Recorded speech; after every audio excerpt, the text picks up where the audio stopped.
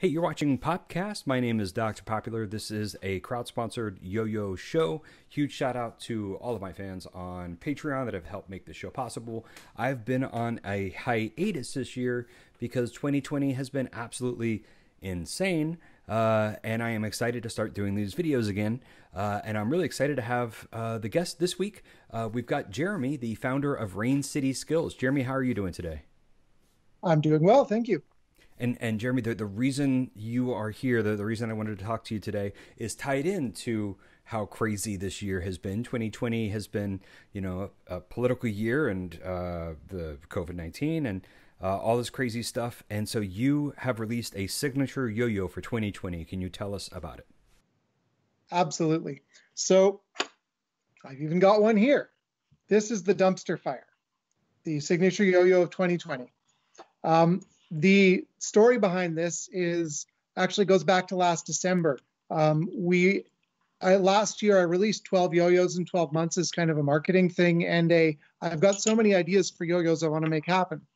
And the 12th month was kind of a present to all of the reviewers, because as you well know, it's almost harder to make a bad yo-yo than it is to make a good yo-yo now. And so, the guys sometimes get critiqued for not giving bad reviews. So I thought, I'm going to make a terrible yo-yo that they can bash on and feel good about it. And so I worked with Justin to make one that was Christmas tree shaped. Like you take a kid's Christmas tree drawing, put two end to end with big grooves in the gap to catch the string. And people went ahead and liked it anyway, which irritated me to no end. So I told Justin, we need to do better and we need to make a horrible yo-yo as the signature yo-yo for the year 2020. And the Dumpster Fire name was because that's just a meme you see a lot of. So we started with the grooves there that catch the string with the, if you go out from the gap, instead of it going up so that you've got room to catch it right away from your gap, the string's going into that groove. So you've got a tiny gap and no room for error. Just to make it better, I don't know if you can see it here, the catch zone is not a flat wall, it's concave, which means binds are hard, really hard, and messy. So the idea, and we did it, was to make a yo-yo that was precisely highly engineered, well-made, and horrible. And we did it. And I'm looking forward to getting it into people's hands because this represents the year. And when it came time to do colorways, we themed it around the year. So the red and blue is politics because we really released it on election day. There's Dumpster on Fire, which is green, red, and yellow, like a dumpster on fire. Everything is fine. It came out pink and purple, but was supposed to have yellow and gold. But it's pretty standard every run. I get one that comes out wrong. And then Nuclear Winter, which is black with gray. Right on. Thanks. I hate it. I hate the yo-yo. Can I be the first reviewer to give it a negative review? Yes, please do. Yes. Oh, this is a yo-yo that will make you want to quit yo-yoing. If you wanted to just hate everything in the world even more, buy the Dumpster Fire by Rain Skill Toys, Rain City Skill Toys. No, it's a wonderful yo-yo. I actually thought that that I haven't played it, but I saw that inner wall. And I thought, oh, that's all schmoove groove. Like, that's brilliant. And you're actually saying it's kind of like something else. But it's interesting because you might accidentally, by really pushing yourself to make something that's the opposite of what you think a yo-yo should be, because yo-yos are pretty homogenous right now. And by pushing yourself to try something different, you might accidentally find something, interesting that you might incorporate that was unexpected. Have you found anything like that yet so far? Anything that you secretly like about the yo-yo? No. It's like the Mighty Flea. It's a challenge that makes you more precise. Like just pulling a trapeze with this or trying to bind shows you exactly how sloppy you are. Because you literally, your entire catch zone is that, 2 millimeter gap? Mm-hmm. There is no room for error. So you're not exactly on. So it's good for that, for sure. I'm looking forward to, I'm going to be shipping tonight, boxing up and shipping out all the pre-orders. And I'm really looking forward to people getting their hands on it and telling me exactly how much torment it causes them. What's these are not too expensive. They're like $50. $50. Yeah. Nailed it. And it comes with a flat bearing installed that I have packed with my special bearing treatment. Did you see the video? Yeah, I saw you squashing in some coffee grounds, I think, and you Yeah. were unhappy. It did not make it bad enough. Uh, Yeah. so But that's what I saw. originally I was just going to go out and get dirt from around a garbage can, but I thought I'd, mix up something. So yeah, and I also am throwing in the box a groove concave bearing just so people that are crazy enough to want to play unresponsive can do that too. It's probably too late for a suggestion, but could I suggest glitter as your responsive inside? Just people opening Well, it I and might just need getting to try that. glitter all over their hands and just hating you even more. It just sounds so I've perfect. actually only treated 50 of the bearings because I was in a hurry to get the pre-orders out. So I might do that with the other 50. That's a good idea. And the packaging itself, each colorway, I hand painted a batch of just your standard brown boxes to match the colorways. And then it's going to be packed full of garbage. Like we carefully cut up and shredded a whole bunch of garbage. Mhm. And I found Lego pieces that are like food and table scraps and beer bottles, and they're in there too. So it's a Nice. whole experience, like people usually are expecting from Rain City Scouts. So let's talk about Rain City skills a little bit. How many yo-yos do you currently have? How many have you released? And how many people work for Rain City? Like, what's the organization like? I think we're creeping close to 20 releases for yo-yos, and I think we've done a dozen sets of Beglieri, maybe 10. Um, it's me. My wife helps with assembly, and these days, now that I'm back teaching full time, she's doing my postage runs. And then Waylon Crace, like I've got a team of sponsored players that are not usually what people see with sponsored players. Like Waylon Crace is not a pro yo-yoer. He's got a brain like mine that's really creative and outside the box. So we bounce ideas back and forth a lot for making things even nuttier than they already do. And I lucked out because early on when him and I connected, he picked up graphic design. And so he does a lot of the logo work.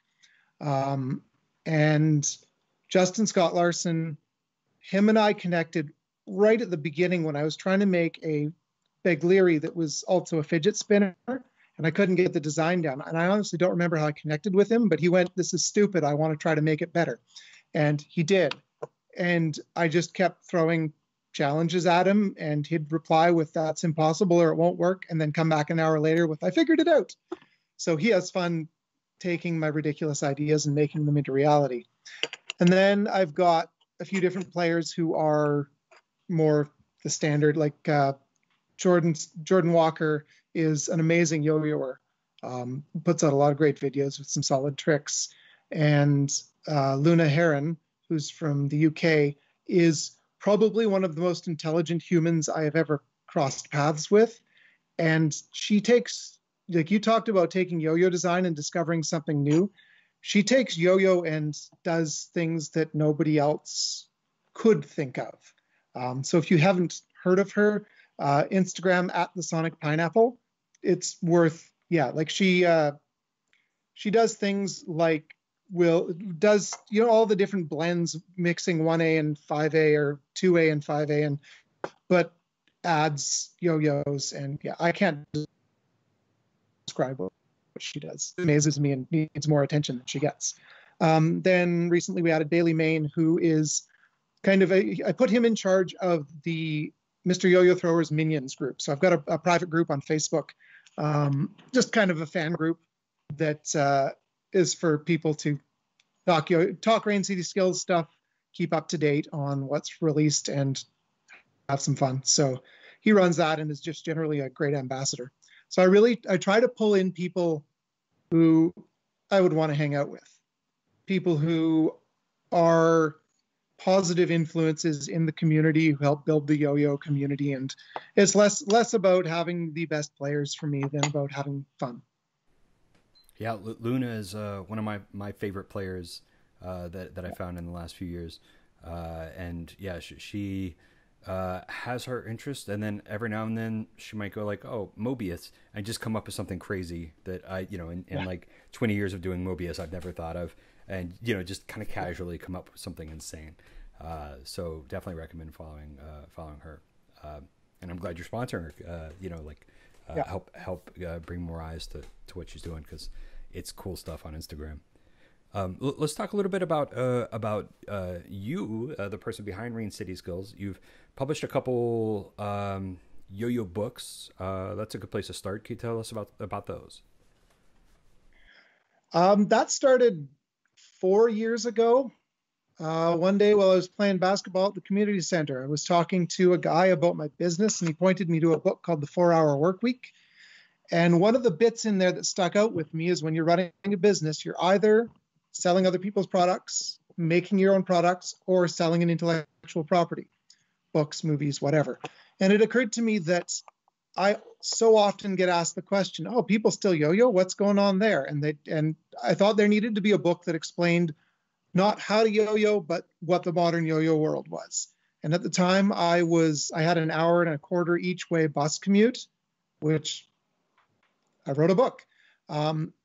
Got it drafted, and then floated it around to some people, and Steve Brown kindly tore it to pieces and pointed out that it was way too long, too many things. So I split it into a series, and the first one was a book on how to run a boutique yo-yo business, kind of trying to answer the question of why can Magic Yo-Yo sell a yo-yo for $12 and I sell a yo-yo for $50, that when you look at it, there's not much difference. And when you play with it, performance-wise, there isn't a huge difference. So it was kind of all of the things that go into running a small yo-yo business are very different than what goes into running a larger scale company, and just kind of explaining all of the costs that go into it and how it all works. And I ended up writing a book that I need to retitle at some point, how to make your hobby pay, because it's more a business book than a yo-yo book. But that was the placeholder while I finished this one. I got a copy here. So the people of yo-yo, while I was writing this book, I started interviewing people and just putting a call out for stories. Tell me what yo-yo is to you. Because I wanted it to be as much like, I wanted the voice of the community to be in this book about the yo-yo community. And I got such an impressive range of different things that I ended up putting this together. It's almost like a chicken soup for the yo-yoer's soul. I broke it down into different different entry points for yo-yo. There's the hobbyist, where we all get started, just throwing casually, collectors who find their place and their passion in just having that display, whatever that might be.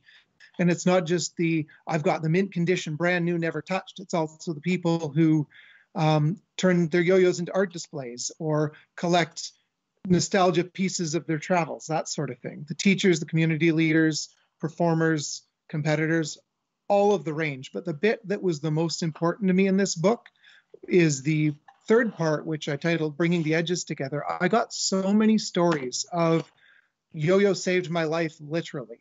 Yo-yo helped me survive addiction, survive depression, anxiety, manage ADHD, help with autism, help me find friends. So the list goes on. And so I was really excited to be able to bring that to people too. I finally got it done in September. It was a long haul getting it just right, because I wanted to put the money into having it properly edited and reviewed, get a proper cover designer, a yo-yoer. I hired a yo-yoer to produce all the art for the chapter titles and everything. So I was excited about that. That's cool. Congrats on that. Thanks. And I'm hoping to write a sequel, because people are loving it, and I think there's a lot more stories out there. So folks can hit me up if they have anything to share about their experience in the yo-yo world. I'd love to include it in my book.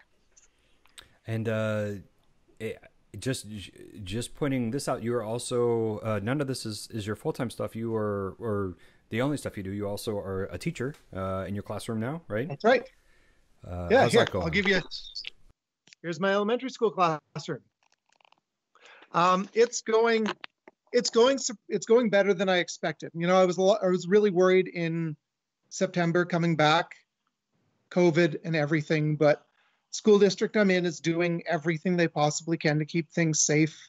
The school I'm in, the option they gave at the beginning of the year was kids could come back right away or hold off and come back mid-year. So we all had smaller than normal class sizes to start, which was great while we kind of figured routines out. It's made for a bit of chaos. We spend a lot of our day washing hands, but it's been good. It's been really great for the kids being back in. They so desperately needed that social time. Like this year, like I teach grade 1, 2, it's very much a K1 class because they all missed half a year and they're catching up. But the most important thing is really building those social skills, getting time face-to-face, interacting. And yeah, so I'm glad I'm able to be back, and I'm glad that so far it's been reasonably safe. Like where I'm at in BC, most of the school cases have been brought in from the outside. So we're doing something right. Well, cool. Before we let you go, got to give a shout out to the pop art, a yo-yo we worked on together. This was, you reached out to me saying basically most of the design from the start, like that you wanted a plastic, slim responsive yo-yo. I don't remember if at the time I was definitely really into modern responsive. This is a super responsive yo-yo, and at the time I can't remember if I really had experimented much with freehand. I think a little bit. The Thing by Toy Bonnia was like a $25 or $35 yo-yo that was like really responsive and great for beating up, but I would never use my weekender for freehand because when you're worried about dropping, you just kind of play differently, and it's not very fun. This ended up, as much as I love the Toy Bonnia yo-yo, this ended up being just a dream yo-yo. It's very weekender inspired, I think, kind of like in terms of width. These things are the finger spin areas from the Icarus, which I'm really glad that y'all worked with me on that, because this ended up being a big surprise. No one's going to be doing finger spins. Well, no one but Luna is going to be doing finger spins with a responsive yo-yo. But it turned out that this thing is just super great for pull starts. Like way better. Yeah. Like, I don't do pull starts with my Icarus. Like that's a finger spin area. But these unfinished, kind of raw aluminum on a responsive yo-yo make for like almost like a different type of skill toy. Like you yo-yo with it and you just kind of pull it when you're anxious or fidgety. It's got a bit of a Big Leary feel to it. Yeah. That's been a neat. I've enjoyed playing with that as well. Yeah. So I wanted to thank you for working with me on that. That was super fun. If you're watching this video, pick up a pop art because it's something different than anything else you own. I guarantee it. You've still got them in stock in your store, right? Yes, I still have 4, I think. So right. Coming up. There's also Yo-Yo Expert and Yo-Yo Sam have the dyed ones, the B grades. I think I told you about that. Mm-hmm. If you don't mind, I want to show you a couple more things before you go. Absolutely. The duck. So this one was the Yo-Yo BST group on Facebook. Mm-hmm. Did a community design 2 years ago. Like they voted on all of the different aspects of design and named it the duck. We made an updated version, so I'm releasing that soon. So keep your eye for that. Is that an asymmetrical yo-yo? Or I see like a finger spin area or like a cup on one side. Oh, that's what that's a Rain City thing I didn't talk about. The hub on most of my yo-yos mm-hmm. fits Lego. Right on. And I found they're just plates that are perfect for finger spin. So that's a thing. And then it's a Luna design. Double dice. Nice. But we're calling them the donuts.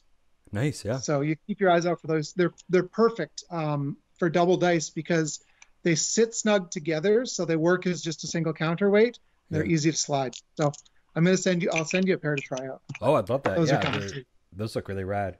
And I kind of like that cylindrical kind of shape for a freehand. So like that looks like it works. Kind of back to what you're saying with the Legos, the Icarus Cups that I was talking about. The entire reason for the shape was because I collect 1-inch buttons, like little Rock Band pins. Ha. And I wanted to design a yo-yo that you could, take your NSYNC or Backstreet Boys pin and stick it in and have like a custom yo-yo with like whatever you wanted.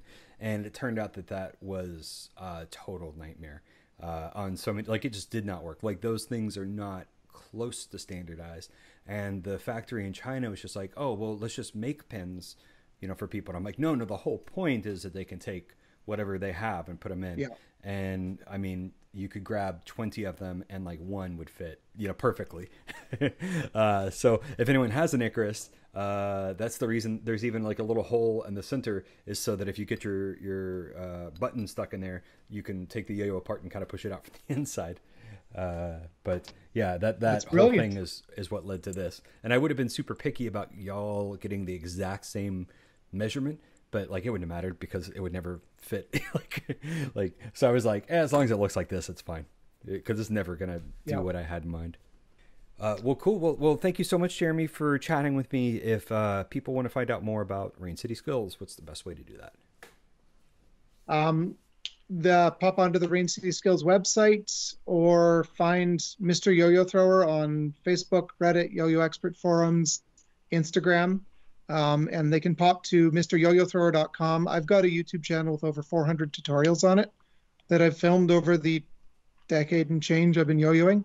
So there's lots there. And I've got a mailing list sign up on both websites. I do a weekly newsletter with fun tips of yo-yo history, a bit about me, and news updates and discounts.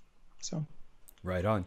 And remember to check out the pop art that we both worked on. It's a killer yo-yo. Yes. And you can check out the rest of my PopCast vlogs. I think there's 25 of them on this YouTube channel. And if you like them and you want to help support them, go to patreon.com/docpop, DOCPOP, and you can help make these videos possible.